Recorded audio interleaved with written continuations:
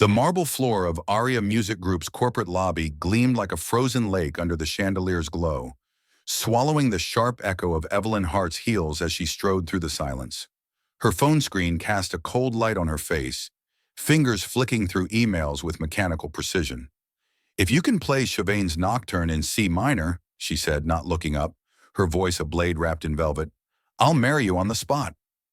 The words hung in the air, reckless, unmoored, a spark in the sterile quiet. Somewhere in the distance, a floor buffer hummed its lonely drone, but closer, the air seemed to still.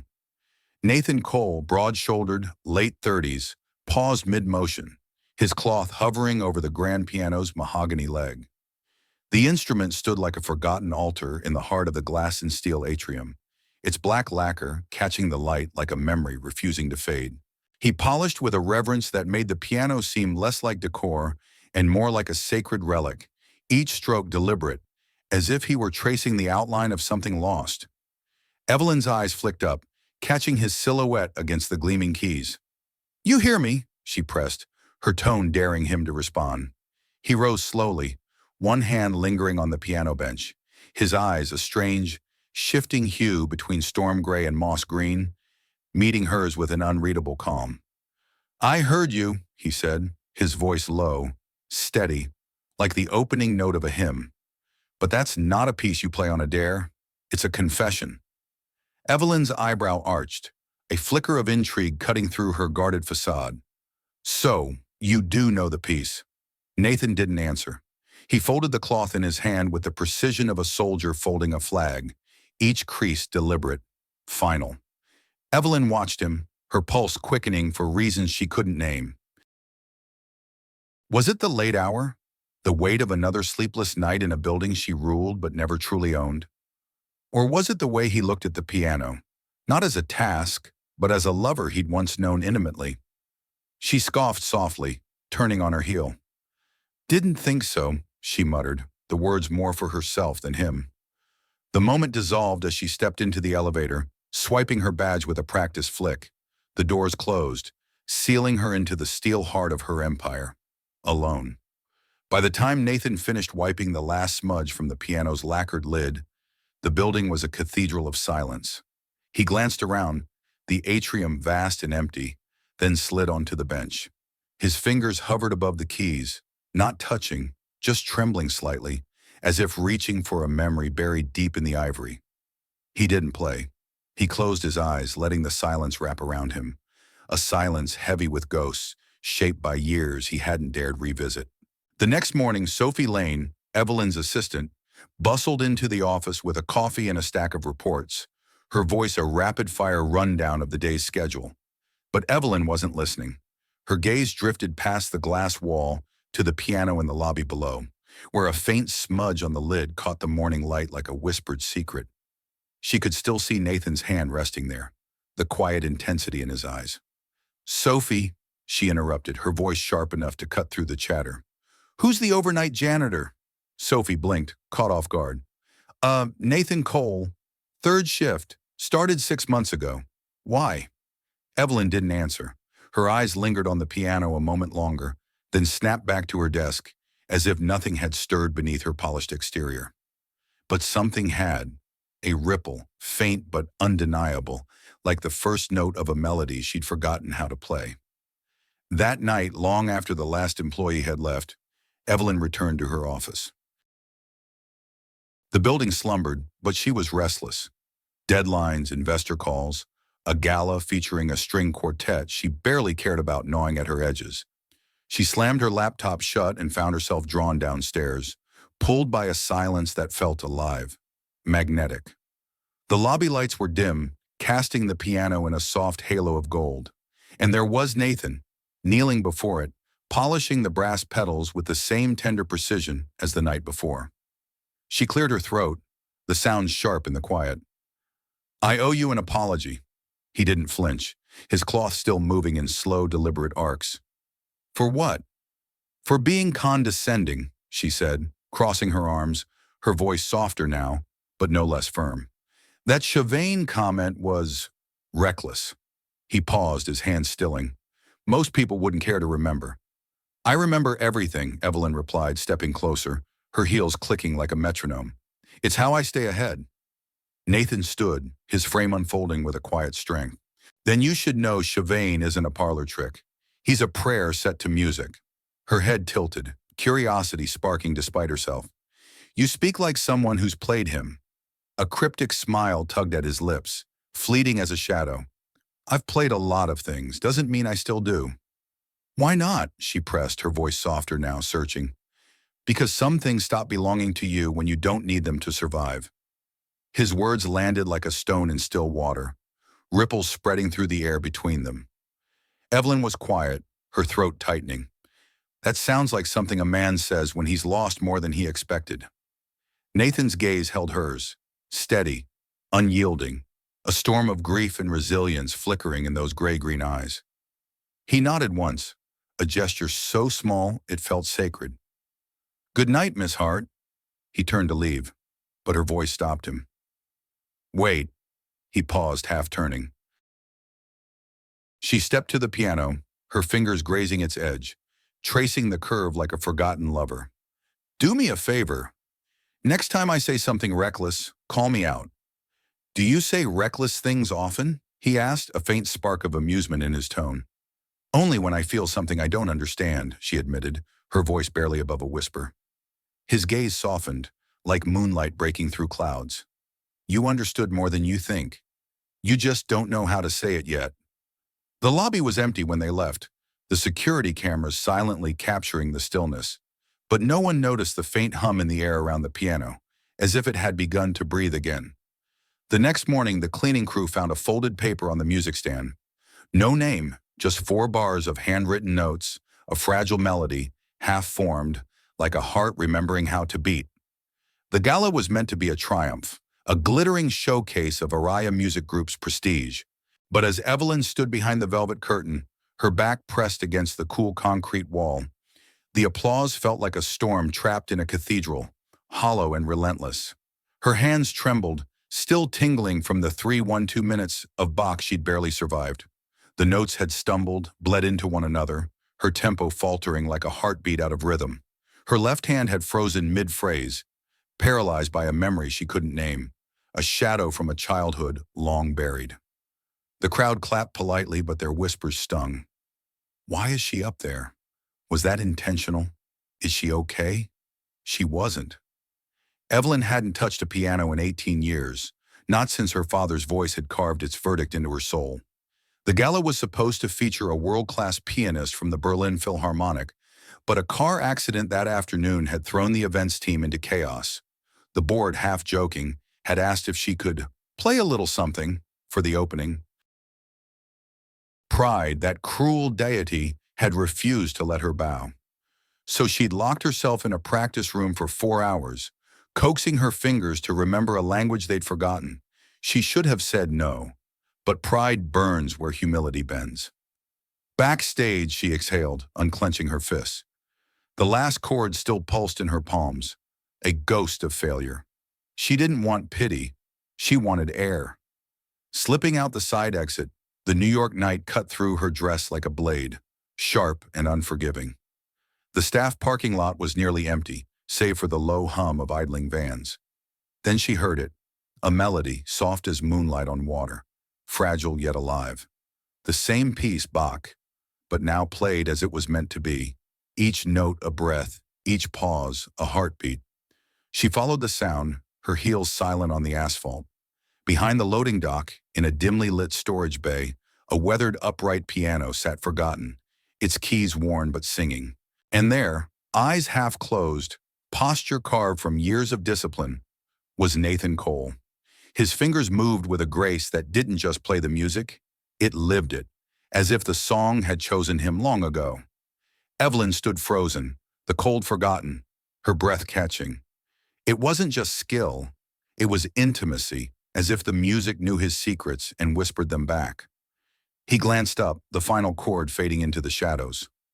I thought you left, he said, his voice soft but steady. I did, she whispered, stepping closer. Then you played. Nathan rose, brushing imaginary dust from his sleeves, a gesture both humble and deliberate. Didn't think anyone would hear? That was Becca? She nodded, arms crossing tightly. Your choice tonight. You rushed the transitions. Too much tension in your shoulders. You were shouting, Miss Hart, he said, his tone gentle but piercing. Not playing. The words cut, not for cruelty, but for truth. She swallowed, steadying herself. How did you know the piece? He paused, his gaze drifting to the piano, as if it held the answer. I played it once, for someone who mattered, a long time ago. A beat of silence. Evelyn stepped closer, her voice quieter now, almost fragile. You're not just a janitor, are you? No more than you're just a CEO, he replied, his eyes locking with hers. We all hide in uniforms. The silence stretched, heavy with unspoken questions, like a note held too long, aching for resolution. Then she asked, her voice steady but searching. Why are you here, Nathan? Cleaning floors, polishing pianos, hiding in the shadows? He didn't look at her, his gaze fixed on the piano. Because life steals what you love and leaves you with what you need to survive. Sometimes survival looks like pushing a mop. Her throat tightened, his words echoing in the hollows of her own losses. That's a poetic way of saying you gave up. He turned then, not angry, but resolute. I didn't give up. I gave everything. There's a difference. In that moment, she saw him, not just the man who could play, but the man who had chosen to stop. Not for lack of talent, but because something greater had claimed him. Her voice softened, almost pleading. You should have been on that stage tonight. He shook his head, a faint smile tinged with sorrow. It wasn't my place. Then where is your place? She asked, stepping closer, the distance between them shrinking. Because it's not behind a cart of cleaning supplies. His eyes met hers, grief and something older flickering in their depths. My place, he said slowly, is beside the person who needs me most. With that, he stepped away from the piano, the melody's echo lingering like a promise unkept. Evelyn stood frozen, the night pressing in, her mind replaying every concert she'd attended, every prodigy she'd signed, all chasing fame like oxygen. But this man had played a song that seared itself into her soul, then walked away as if it were nothing, or perhaps everything. Back in her penthouse, sleep eluded her. She scrolled through databases, old concert programs, press clippings, chasing a ghost. Nothing connected Nathan Cole to a musical past except one grainy photo from a Montreal chamber concert. A young man, mid-20s at a piano, his face younger, but those same gray-green eyes, that same stillness. The caption read, N. Cole, finalist, Aurora Classical Competition, 2005, considered a rising star, vanished from the circuit in 2009. Evelyn leaned back, her heart pounding. Nathan Cole wasn't just a janitor. He was a fallen star, one who'd let the world forget he'd ever burned. And somehow she couldn't let him fade. Tell me the truth, she said the next day, stepping into the executive break room where Nathan scrubbed a stainless steel sink with quiet precision. About who you are. He didn't blink, his hands still moving, steady as a metronome. About what? She closed the door behind her, the click loud in the small space. I spent 3 hours digging through concert archives from here to Montreal. You're not just a guy who knows Bach. You're N. Cole, finalist, rising star, a name people thought would echo forever. He set the rag down, deliberate, as if it were fragile. You've done your homework. I'm thorough, she said, stepping closer, her voice low but unyielding. I don't like mysteries in my building. Nathan dried his hands, leaning back against the counter, arms crossed loosely. I'm not a mystery, Miss Hart. I'm just a man doing his job. No, she countered, her eyes locked on his. You're a man hiding, and I want to know why. You were N. Cole, Evelyn said, her voice a quiet blade slicing through the sterile air of the executive break room. Finalist, rising star, a name the world thought would be etched in concert halls. Nathan didn't flinch, but his hands stilled, the rag dripping softly into the stainless steel sink. You vanished in 2009, she pressed, her tone steady, unyielding, but laced with a tremor of awe. No scandals, no farewell tours, no interviews, just gone. And now you're here, pushing a cart through hallways where lesser talents bask in applause you could have owned. Nathan set the rag down, his movements deliberate, as if it were a fragile relic rather than a cleaning cloth. "You've done your homework," he said, his voice low, carrying the weight of years unspoken. "I'm thorough," Evelyn replied, stepping closer, her heels clicking like a metronome against the linoleum. "I don't like mysteries in my building." He dried his hands, leaning against the counter, arms crossed loosely, his gray-green eyes meeting hers with a quiet defiance. "I'm not a mystery, Miss Hart. I'm just a man doing his job." "No," she countered, her gaze unwavering. "You're a man hiding, and I want to know why." The silence stretched, heavy as a cathedral's hush, charged with questions neither dared to voice.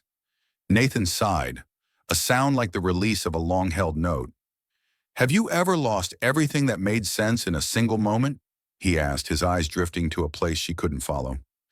Evelyn said nothing, her breath caught in the weight of his words. "You train your whole life for something," he continued, his voice soft but raw, like a wound reopened. "You breathe it, dream it, bleed for it. Then one day it's not enough, not because you failed, but because life hands you a new score, written in a key you've never played." "What was that moment?" she asked, her voice barely above a whisper, as if afraid to disturb the truth. He hesitated, his jaw tightening, then spoke with a quiet finality that felt like a door closing. "My wife, Anna. Cancer took her in the spring of 2009. Our daughter, Clara, was 2. Evelyn's heart stumbled, a sharp pang cutting through her armor. "I couldn't tour with a toddler," Nathan said, his gaze distant, fixed on a memory. "Couldn't teach master classes and still be there when she woke up coughing in the night. I had to choose." "And you chose her," Evelyn whispered, her eyes locked on his, unblinking, as if seeing him for the first time. The silence that followed was different, softer, almost sacred, like the pause before a hymn begins. She swallowed, her throat tight. "I don't know if I'd have the strength for that." Nathan's gaze returned to her, steady, unguarded. "You'd be surprised what you're capable of when someone small needs you to survive." She slid onto the edge of the counter across from him, her hands gripping the cool steel as if to anchor herself. "So you gave it all up?" "I gave up the stage," he corrected, his voice firm but not defensive. "Not the music." "Where is it now?" she asked, her eyes searching his. "The music?" His gaze flicked to her, then away, as if the answer were too fragile to hold. "It's quiet most days, but sometimes it wakes when Clara laughs, or when she sleeps. I don't play anymore." "Why not?" Her voice was gentle but insistent, pulling at the edges of his silence. "Because when I sit at the keys now," he said, his voice dropping to a near whisper, "I hear everything I've lost." Evelyn studied him, her chest tight with the weight of his words. "You're wrong," she said quietly. Nathan's eyebrow lifted, a question unspoken. "You don't hear what you've lost," she continued, her voice steady but laced with conviction. "You hear who you've loved. That's not the same thing." The room felt like a sanctuary, as if they'd stumbled into a sacred space neither meant to enter. Nathan's eyes held hers, searching, as if seeing her anew. "How do you know that?" Her voice wavered, betraying the crack in her armor. "Because I stopped playing too, a long time ago, for different reasons. But the silence, it's familiar." He said nothing, his silence an invitation. She fixed her gaze on the floor, the memory rising like a tide. "I was 12. My father was a composer, brilliant but broken. Music was his god, his curse. He'd spend days in a manic trance, then come home and tear apart everything he wrote. One night I missed a note.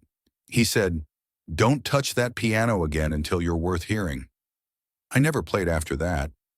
Nathan's jaw tightened, a flicker of anger in his eyes, not at her, but at the man who'd left that scar. "Do you still believe him?" Evelyn looked up, her eyes glistening but resolute. "I don't know, but I still hear him." He stepped to the sink, rinsing his hands again, the water's soft patter filling the quiet. Then with a gentle click, he turned off the faucet. "Have you ever played for someone who doesn't know who you are?"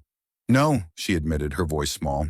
"Then maybe that's what we're both missing," he said, his words a quiet challenge, a spark in the dark.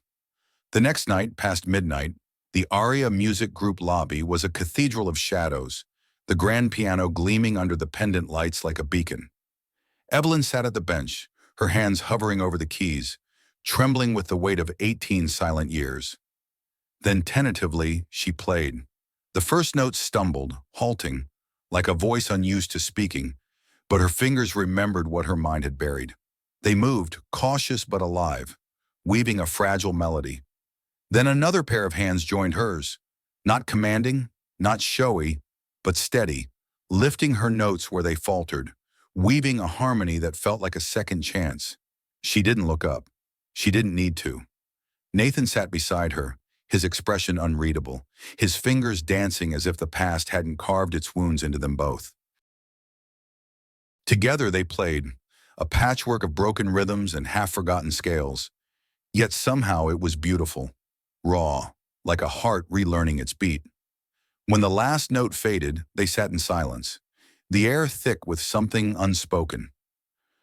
"Your left hand tenses when you're uncertain," Nathan said, his voice soft, almost tender. Evelyn exhaled, a breath she hadn't known she was holding. "So does my heart." He turned to her, his eyes catching the dim light. "The two are usually connected." She faced him, her voice quiet but sure.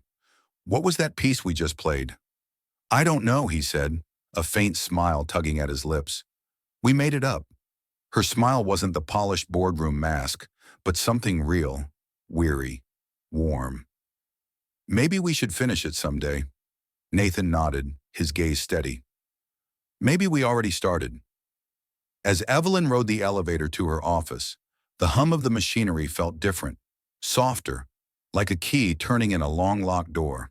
Hope, fragile, quiet, but undeniable, stirred within her, a melody rising above the echoes of Chopin, Bach, in her father's voice.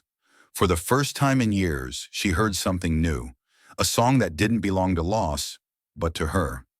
Nathan's apartment didn't look like it belonged to a janitor. It wasn't grand or lavish, but it was alive with warmth, every surface polished with care.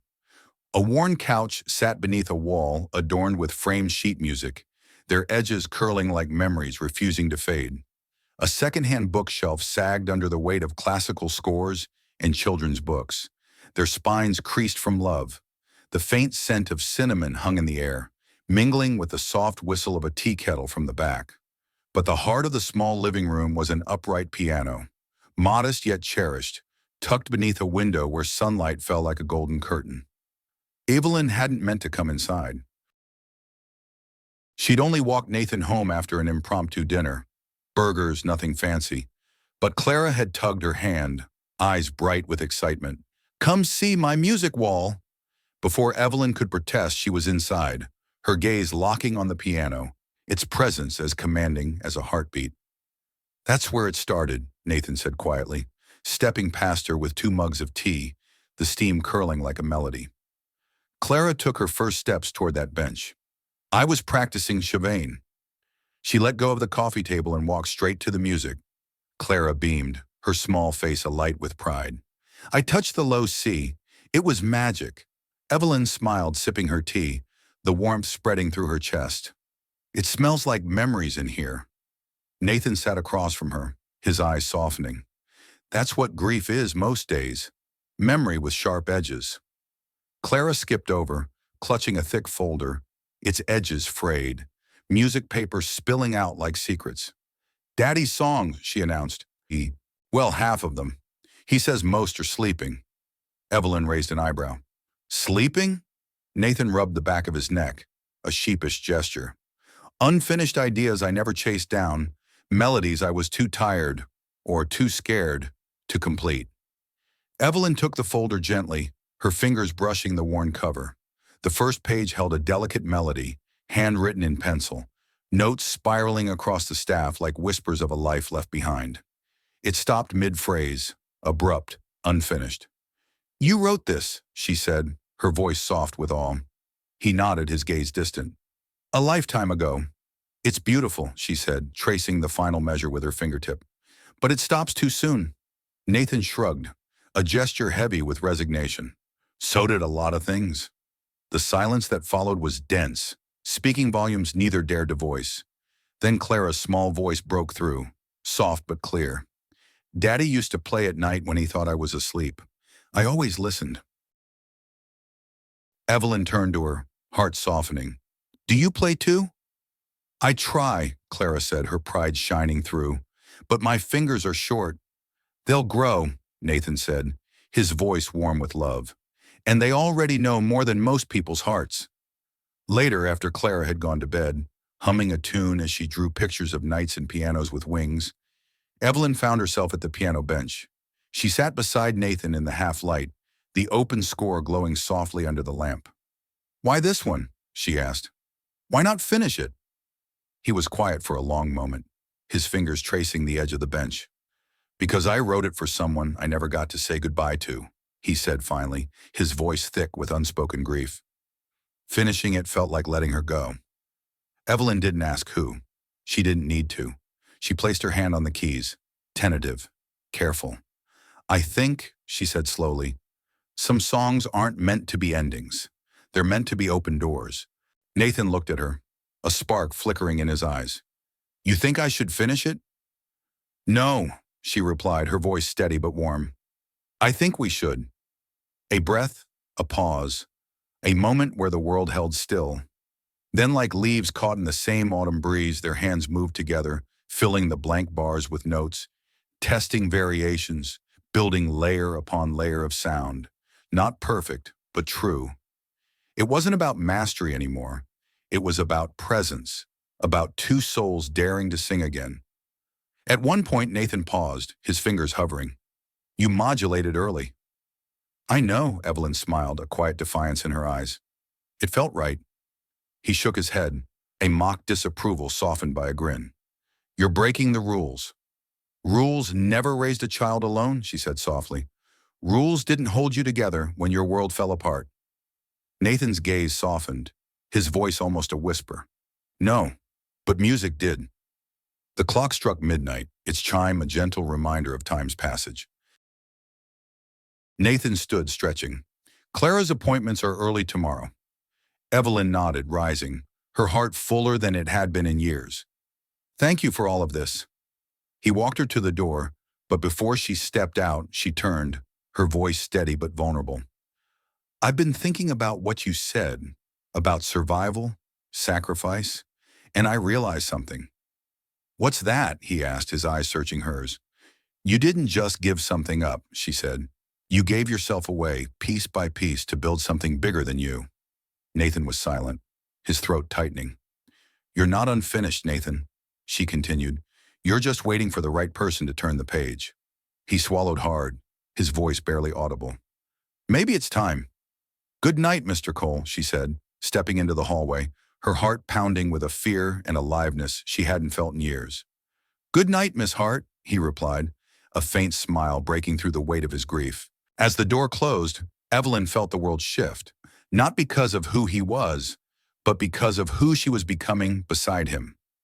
That night in her penthouse, she sat at her own piano, untouched for over a decade.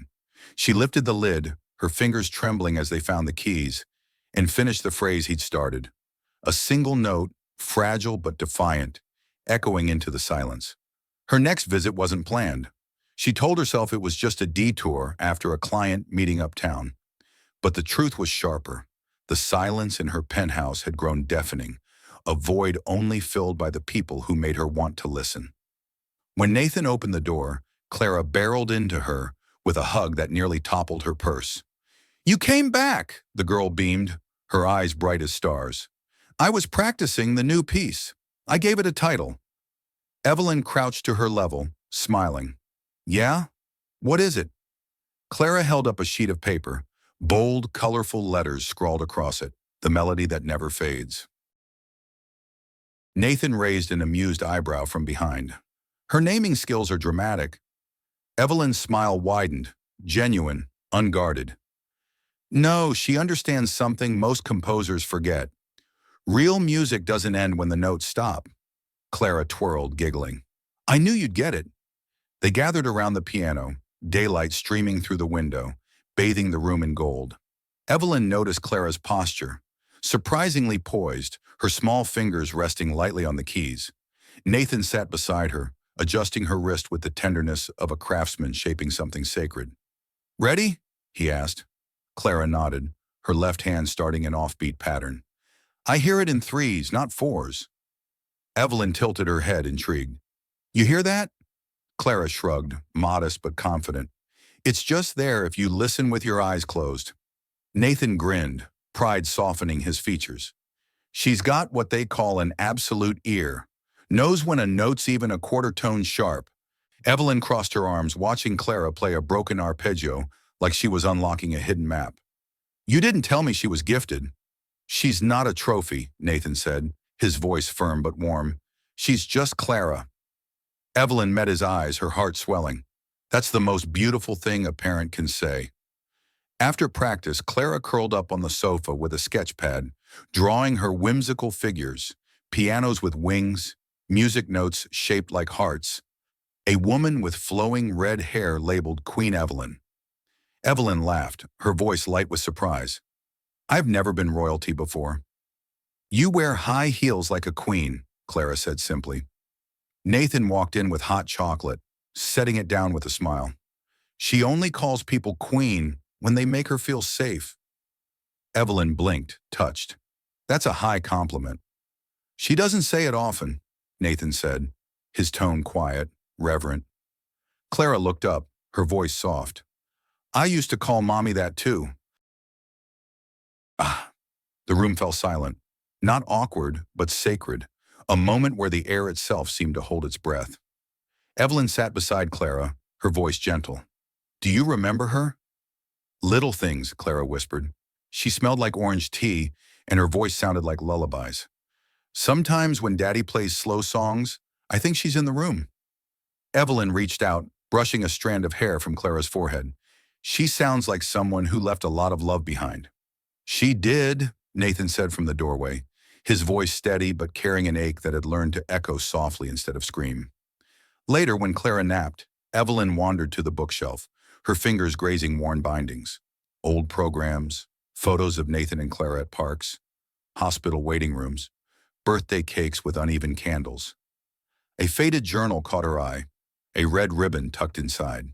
She opened it carefully, finding pages of music interwoven with raw, handwritten lyrics, scribbles, and revisions.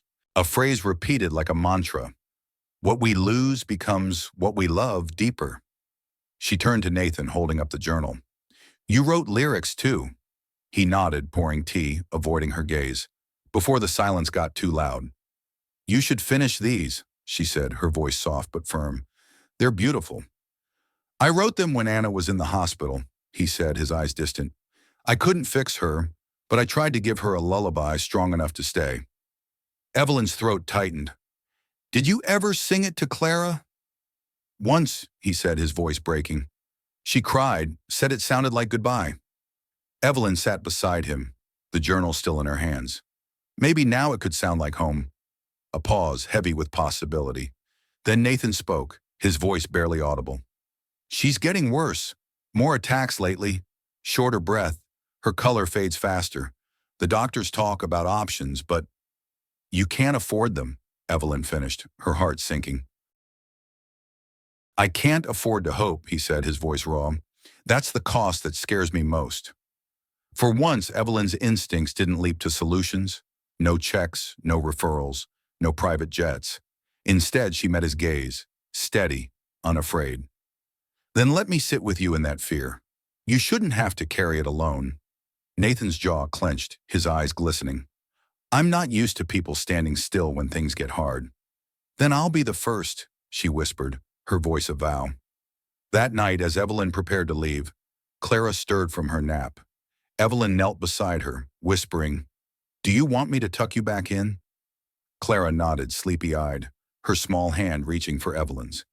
"Can you play that half-finished song again tomorrow? The one Daddy started?" Evelyn smiled, her heart twisting. "Of course." Clara's voice was drowsy but clear. "I think that song is helping Daddy come back to life." Evelyn's breath caught. "I think it's helping me too," she whispered. When she left, she didn't return to her penthouse to drown in wine and silence. Instead, she went home, sat at her piano, and opened a blank page.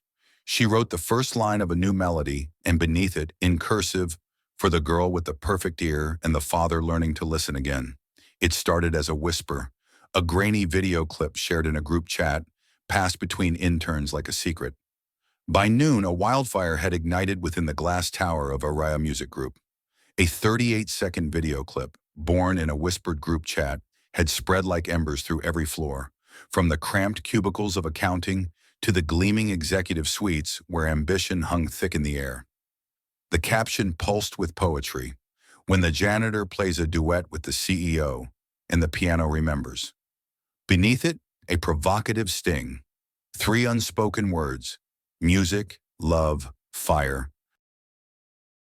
Is this romance or resignation waiting to happen? Evelyn Hart stood in her office, the screen frozen mid-frame, the weight of the moment pressing against her ribs.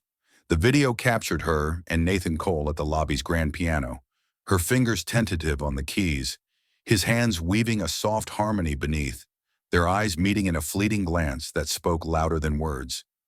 No sound but the music, no dialogue, just a connection raw enough to cut through the sterile hum of corporate life. The footage, grainy and unsteady, had been shot through the glass wall of the security booth, an amateur's lens zooming in too close. Yet the intimacy was undeniable, a fragile truth caught in the flicker of pendant lights. Sophie Lane, her assistant, stood beside her, tense as a soldier, bracing for a storm. "It's everywhere," Sophie said, her voice tight. "Internal Slack threads, social media, even Reddit." "I'm sorry, Evelyn. It must have leaked from the overnight footage. The security team's investigating." Evelyn exhaled, slow and measured, her eyes still fixed on the screen. "How many views?" "Over 200,000, Sophie replied, hesitating. "Just from private shares. The algorithm grabbed it this morning. The comments—" She trailed off, her face softening with concern. "They're mixed. Some are supportive, others, they're speculating. Office gossip, power dynamics. You know how it goes." Evelyn turned away, the city skyline beyond her window a gray blur. "Do the board members know?" "They've called 6 times, Sophie said. "Charles Hart left a message. He wants a frank conversation tonight." Evelyn closed her eyes, a wry smile tugging at her lips. "Of course he does." 2 hours later, she found Nathan in the staff stairwell, wiping down handrails with the same quiet precision he brought to everything. He didn't look up as she entered, but his voice carried a weary knowing. "I was wondering when you'd come." She held out her phone, the screen glowing with the frozen image of their duet. "It's everywhere." "I know," he said, his cloth pausing mid-motion. "You knew someone recorded us." "This morning," he replied, his tone dry. "Someone in payroll winked and called me maestro. I thought he was having a stroke." Evelyn didn't smile. "This isn't funny." "No," Nathan agreed, his eyes meeting hers at last. "It's not." She stepped closer, her voice low, urgent. "They're twisting it, Nathan, turning it into something it's not, saying you're using me or I'm manipulating you, or this is some stunt to polish my image." He studied her, his gray-green eyes steady, searching. "And what do you think it is?" Evelyn blinked, her throat tightening. "I think it's real," she said, her voice cracking with honesty. "Whatever this is, it's the most honest thing I've felt in years." Nathan's gaze softened, but there was a challenge in it. "Then why do you look like you're already running from it?" Her voice trembled, raw and unguarded. "Because I know how this ends." "Tell me," he said, his tone calm but unrelenting. "They'll drag my name," she said, her eyes flickering with fear. "Question my judgment, my leadership, everything I've built." His voice sharpened, cutting through her defenses. "And you think I don't know how that feels? I gave up the only thing I was ever praised for. I vanished so Clara could breathe. You think I don't know what it's like to watch a life dissolve?" Evelyn looked away, her chest tight. "I didn't ask for this." "No," Nathan said, stepping closer, his voice low but firm. "But you played for it. You showed up for it. And now you want to hide." "I'm trying to protect you," she snapped, her eyes flashing. "No," he countered, unflinching. "You're trying to protect your image, and you're using me as the excuse to retreat." The words landed like a slap, sharp and true. Evelyn stepped back, wrapping her arms around herself like armor. You have no idea the pressure I'm under. You're right, Nathan said, his voice softer now, but no less piercing. I just know what it feels like to be left standing when someone walks away. A beat of silence, heavy with unspoken wounds. Is that what you think I'll do? Evelyn whispered, her voice barely holding.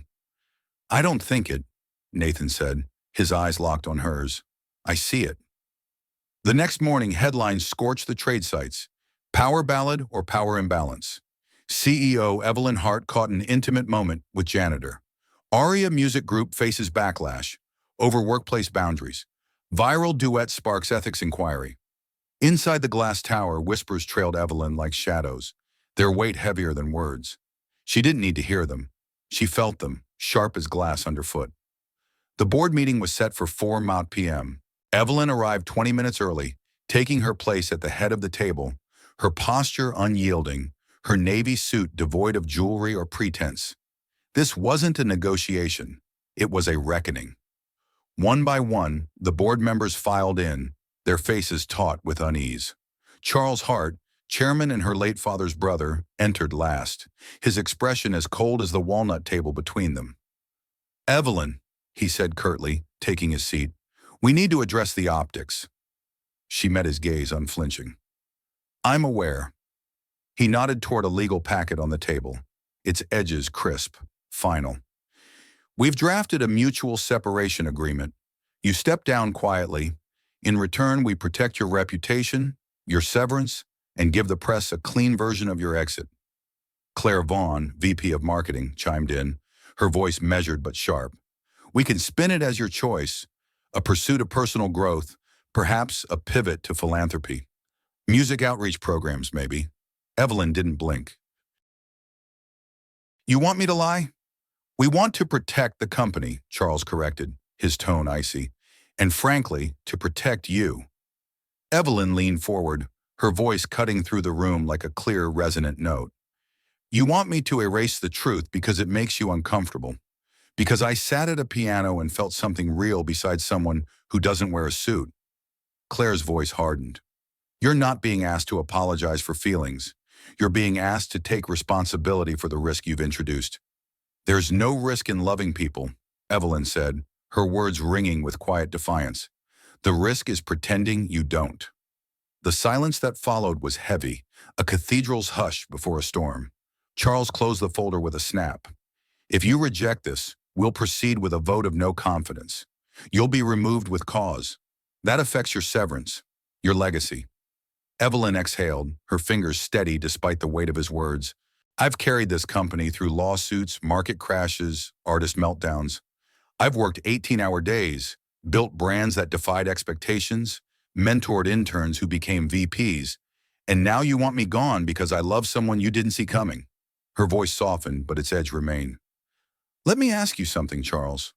When did we become so afraid of grace? He flinched. Claire looked away. The room held its breath, the air thick with the weight of truth. You're not being asked to apologize for feelings, Claire Vaughn said, her voice sharp as a blade in the boardroom's sterile air. You're being asked to take responsibility for the risk you introduced. Evelyn Hart leaned forward, her eyes blazing with quiet fire. There's no risk in loving people, she said, her voice slicing through the room like a clear, resonant chord. The risk is pretending you don't. Silence fell, heavy as a cathedral's hush, the board members frozen in their seats. Charles Hart snapped the legal folder shut, the sound sharp as a gavel. Then let's stop pretending. If you reject this agreement, we'll proceed with a vote of no confidence. You'll be removed with cause. That affects not just your severance, but your legacy. Evelyn exhaled slowly, her fingers steady despite the weight of his words. I've carried Aria Music Group through lawsuits, market crashes, and artist meltdowns. I've worked 18-hour days for a decade, built brands that soared beyond expectations, mentored interns who now sit at this table. And now you want me gone because I love someone you didn't see coming. Her voice dropped, soft but unyielding. Let me ask you something, Charles. When did we become so afraid of grace? Charles flinched, a crack in his stoic facade.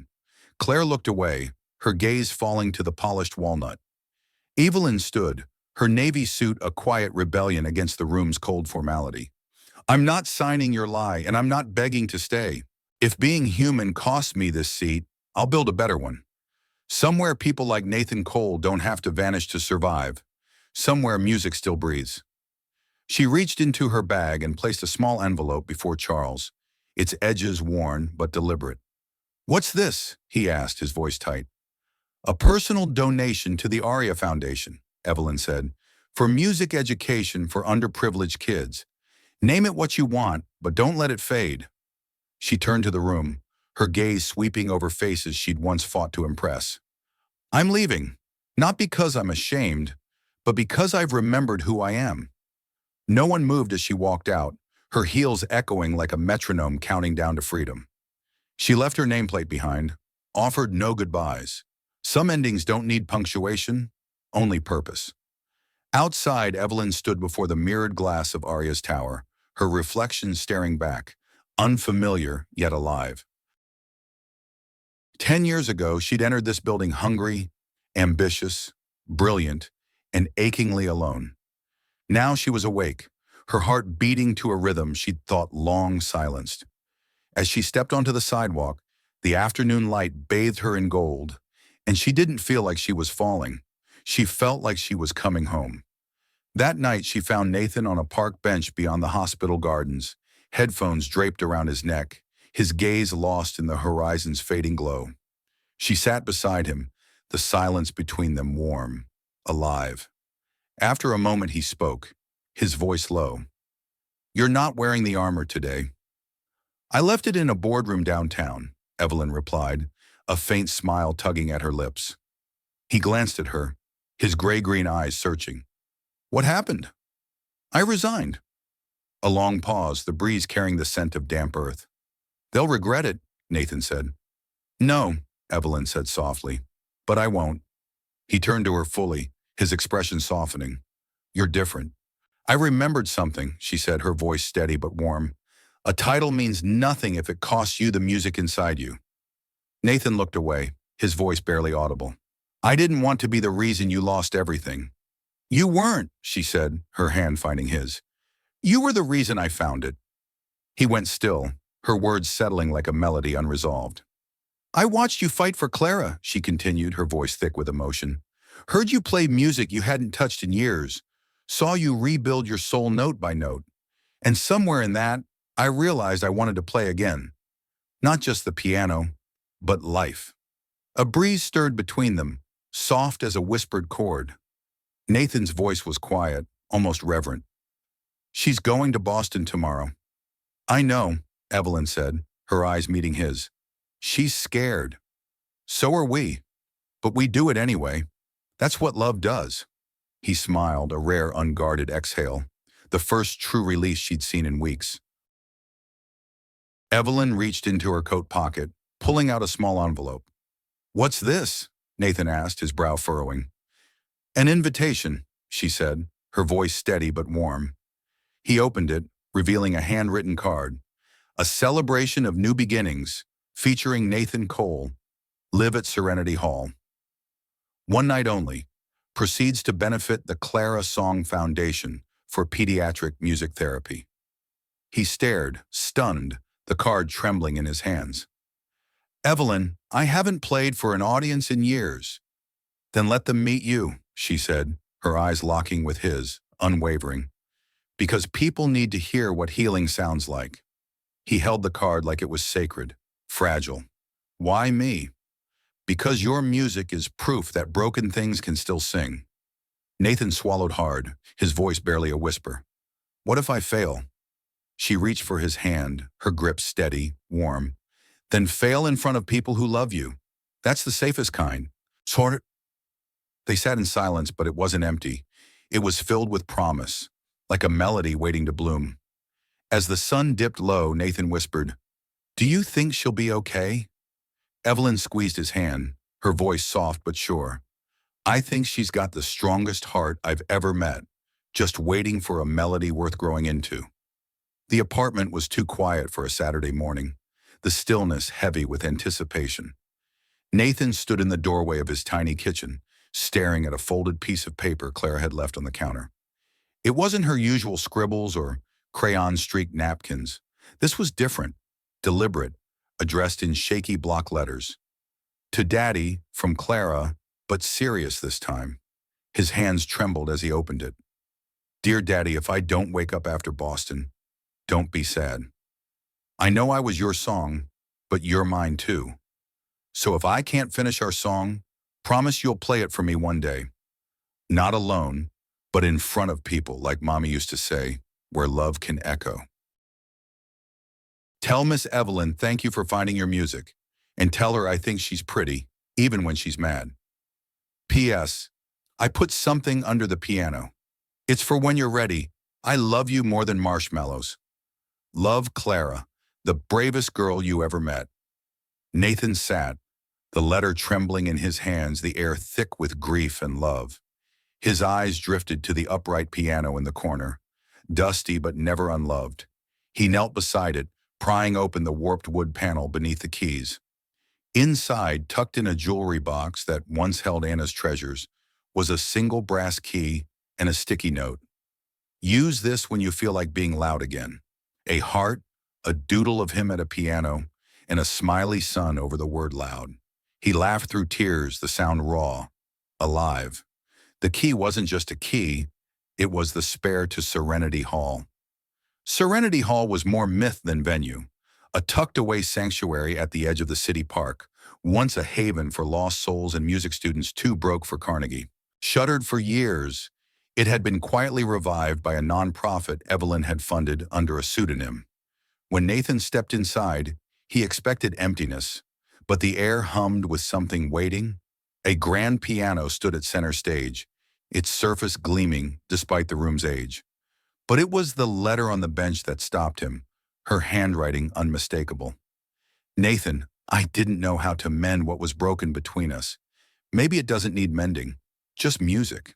Clara believes in echoes, in love that ripples even after the sound fades. So I booked this room, lit the candles, pulled every string I've ever held to make this moment yours when you're ready. Play for her, Nathan. Play like she's listening, because she is. And if, by some miracle, you play for me too, I'll be there. He folded the letter slowly, its words settling like a melody in his chest.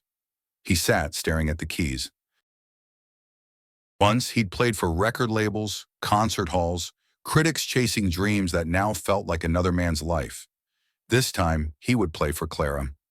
At 7:01 p.m., the chapel doors opened. It wasn't a concert, no tickets, no fanfare, just people.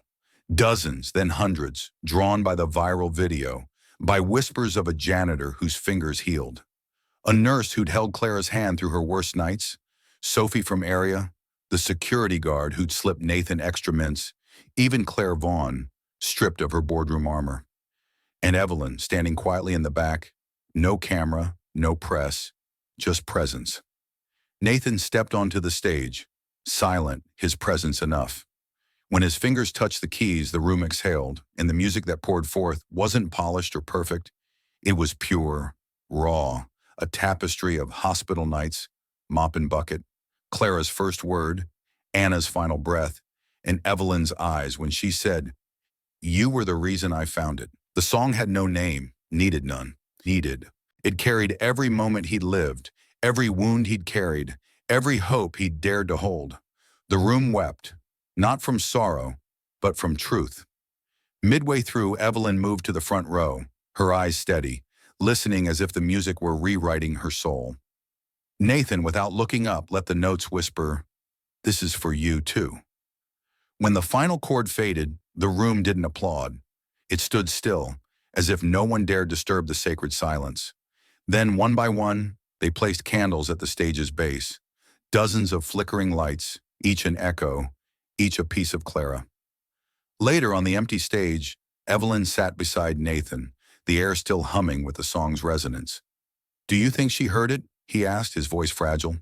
Evelyn took his hand, her touch steady, warm. "I think she was playing it through you." He nodded, his eyes glistening. "I didn't think I had anything left." She leaned her head against his shoulder, her voice a soft promise. You were never empty, just waiting. Daddy, Clara's voice whispered, faint but clear, from her hospital bed. Can you play it again? The song from the candles. Nathan's head snapped up, his heart lurching.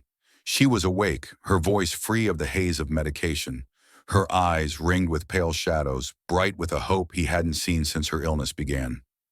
He stood, his chair scraping the hospital floor, but he didn't care. Clara, he breathed, gripping her hand like a lifeline. She smiled, faint but radiant. It was loud in my dreams, and warm. He bent down, kissing her forehead, his tears falling freely. You heard it. I think I was it, she murmured, her voice a soft melody. Across the room, Evelyn leaned against the wall, arms folded, eyes red from sleeplessness and emotion. She woke up an hour after your performance, she said quietly. The nurse said it was like her heart remembered how to fight.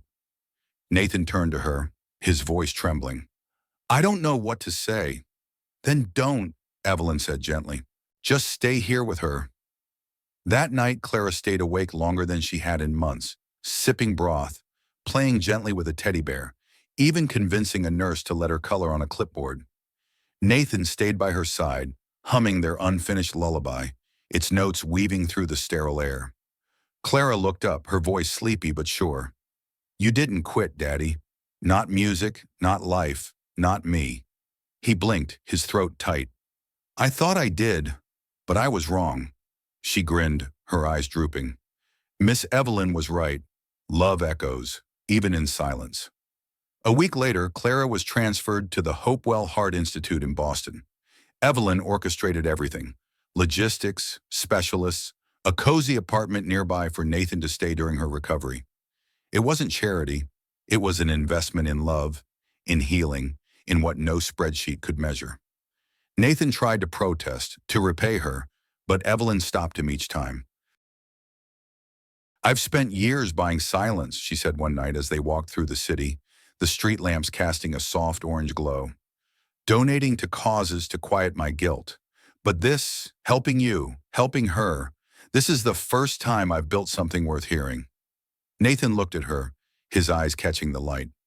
You know you're part of the melody now, right? Evelyn smiled, soft and unguarded.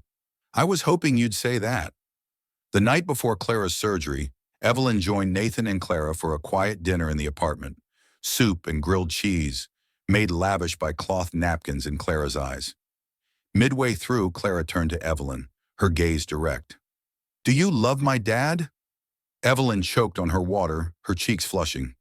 Nathan froze, a piece of sandwich halfway to his mouth. Clara, he gasped. What? She said, her innocence disarming. You look at each other like in the movies, but real. Evelyn wiped her mouth, composing herself, a smile tugging at her lips. Well, your dad is very special. Clara nodded, matter of fact. I know. He hides it, but he's basically magic. Nathan covered his face, groaning. I'm officially mortified. Evelyn leaned forward, her voice warm. And if I did love him? Clara shrugged, her smile mischievous. Then tell him before his hair gets too gray? Laughter erupted, deep, genuine, the kind that roots itself in the bones, binding them closer than words ever could. Laughter lingered in the small apartment, the kind that doesn't just echo but burrows deep, rooting itself in the bones. Later that night, as Clara slept curled against Nathan's chest, her breath soft and steady, Evelyn sat beside him on the worn sofa. The room was quiet, the only sound the faint hum of the city beyond the window, a distant lullaby. Neither spoke for a long time, the silence a canvas for thoughts too vast for words. Then Nathan's voice broke through, a whisper soft as a single piano note. She's not wrong. Evelyn turned to him, her eyes tired but alight with something new, something alive. About what? You should probably tell me before it's too late, he said, his gaze steady, carrying the weight of years unspoken. She held his eyes, her heart pounding against the walls she'd built so carefully. Then without fanfare or flourish, she spoke, her voice clear, unguarded. I love you, Nathan Cole. He didn't flinch, didn't hesitate. He leaned in, his lips brushing hers in a kiss as soft as a melody's opening note, yet as profound as a symphony's crescendo. It wasn't a declaration, but a homecoming, a moment where two souls, scarred and searching, found solace in each other's quiet. The world outside faded, leaving only the warmth of their shared breath, the promise of a harmony yet to be written. The next morning, the Hopewell Heart Institute's waiting room was a purgatory of white walls and sterile light, the wall clock's relentless ticking a cruel mockery of time's slow crawl. Nathan paced, his steps a restless rhythm, each one a prayer for Clara. Evelyn sat still, her hands clasped so tightly her knuckles gleamed like ivory keys, her heart a silent crescendo of hope and fear. Hours stretched, each second a wait, until a door swung open and the lead surgeon stepped in, his face weary but lit with a cautious smile. "She made it," he said. Nathan collapsed into a chair, his breath escaping in a shuddering sob. Evelyn reached for his hand, tears streaming freely down her cheeks, her fingers trembling as they intertwined with his. The surgeon continued, his voice steady but warm. "She was a fighter. The moment we closed, her heart took the rhythm right away, like it had been waiting all along." Nathan laughed through his tears, a sound raw and radiant. "She's always had a beat of her own." That night, Nathan returned to Serenity Hall, the air thick with the memory of his last performance. Evelyn was already there, waiting at the grand piano, her fingers resting lightly on the keys, as if coaxing a fragile melody from the silence. He joined her without a word, their presence a duet in itself. Together they played. No audience, no cameras, just them and the echoes of a girl whose heart had defied the odds. The notes wove a tapestry of love and resilience, each chord a testament to the battles fought and the hope reclaimed. The song they crafted that night would one day ripple outward, opening music therapy centers, resonating in hospital wards, and humming on the lips of strangers. But it would always belong to three souls: a janitor who'd traded fame for love, a woman who'd found her song again, and the girl who believed in echoes. Spring arrived carrying the earthy scent of renewal, a promise of second chances woven into the breeze. Beneath the blooming dogwood trees lining the path to Serenity Hall, Clara Cole skipped along the cobblestones, her dress fluttering like a melody caught in the wind. Her laughter rose, bright and unbridled, a music that filled the morning air. A scar peeked from beneath her collar, a quiet badge of courage worn not as a mark of loss, but as proof of survival. "Careful," Nathan called, his voice warm with concern. "You're not that healed yet." Clara stopped, spinning around with hands on her hips, her grin defiant. "Daddy, you said scars are just proof we kept going." He chuckled, shaking his head. "Did I?" "You say a lot of smart things when you think I'm asleep," she teased, her eyes sparkling. Evelyn walked beside Nathan, her hand in his, their fingers entwined like notes in a harmony. "She gets that from you," she said, her voice soft with affection. "No," Nathan replied, glancing at her, his eyes alight with quiet pride. "She gets that from us." They approached the chapel doors together, the same doors Nathan had once entered alone, haunted by the fear that his music had died. Now he stood, not as a shadow or a janitor, but as a man fully seen, a man who had loved, lost, shattered, and rebuilt. Beside him was Evelyn, the woman who'd dared to believe his song was worth hearing, her presence a steady rhythm in his life's new score. Inside Serenity Hall, the air buzzed with anticipation, not from fame or grandeur, but from the quiet power of ordinary lives touched by an extraordinary story. The seats held no celebrities or critics, only nurses, teachers, janitors, librarians, single mothers, and weary fathers. People who'd found something sacred in the tale of a girl, a piano, and a man who played in silence until someone listened. At center stage, bathed in a soft halo of warm light, the piano stood polished, open, waiting. Evelyn knelt beside Clara in the front row, her voice gentle. "You sure you remember the first part?" Clara beamed, her confidence a light that rivaled the sun. "I practiced with Daddy every day." Evelyn smiled, her heart swelling. "And if you get nervous, I'll just look at you and pretend you're a giant marshmallow," Clara said, her giggle infectious. Evelyn laughed, covering her mouth, the sound of release of joy. "Deal." Nathan stepped onto the stage, calm and steady, his presence a quiet command. He leaned toward the microphone, his voice low but resonant. Tonight isn't about perfect notes or flawless technique. It's about what happens when we stop running from the parts of ourselves that hurt and let them sing instead. He gestured to the wings. Clara. The room held its breath as Clara emerged, her small figure illuminated by the stage's glow. She walked to the bench, her steps deliberate, her scar a silent testament to her strength. Nathan lifted her gently, adjusting the sheet music they wouldn't need, and sat beside her. With one shared breath, they began to play.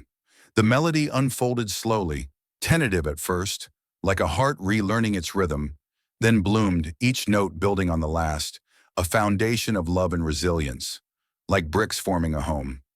The melody was the same lullaby Nathan had played in the hospital's sterile quiet, in the hallowed hush of Serenity Hall, in every shadowed hour when he feared Clara might slip away.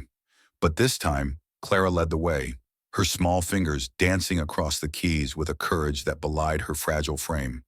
When her hands faltered, too weak to carry the weight of the notes, she lifted her eyes to Nathan, her voice a soft whisper, bright with trust. Your turn, Daddy.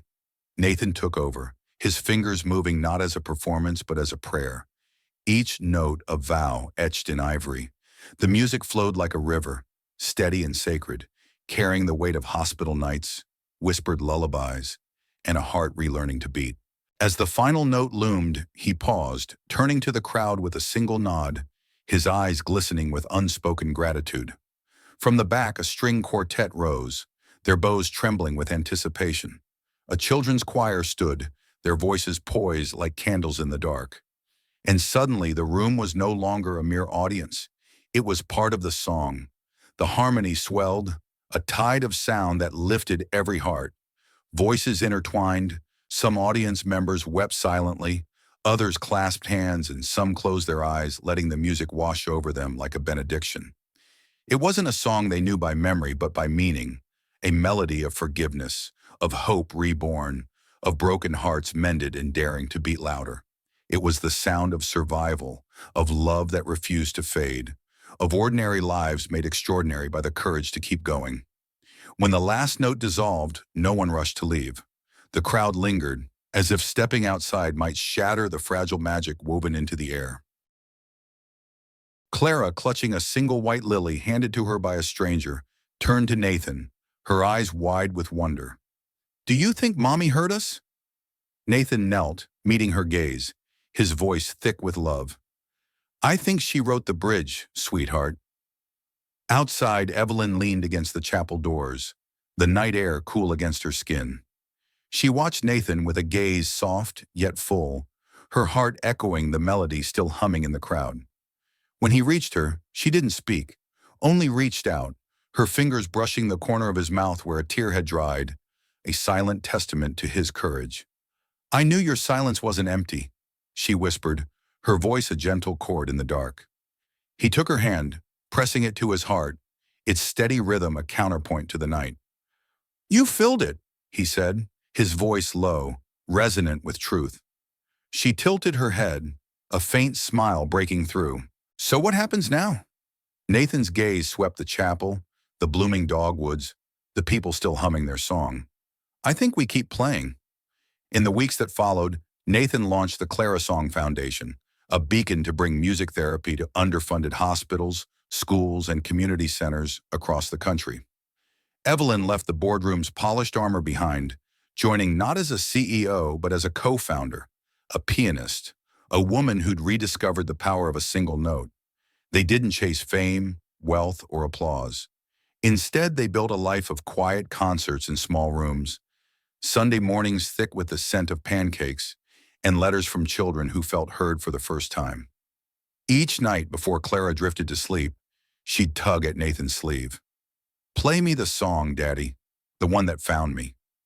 And so he would, softly, lovingly, the notes wrapping around her like a promise kept, until her breaths grew slow and steady.